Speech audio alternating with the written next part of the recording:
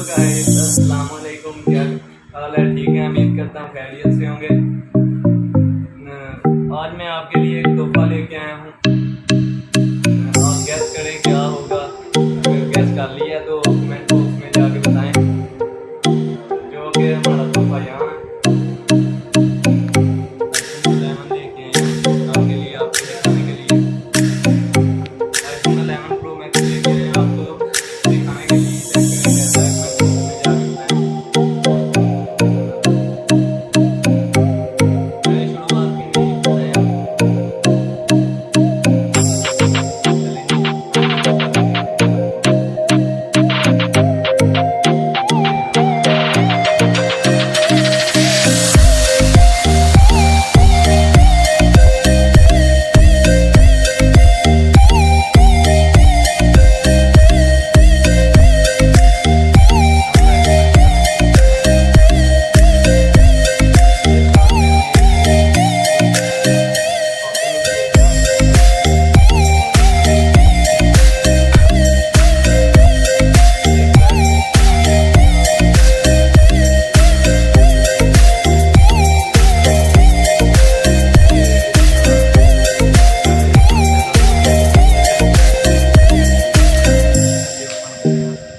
बहुत ही माशाल्लाह खूबसूरत है इसका चार्जर।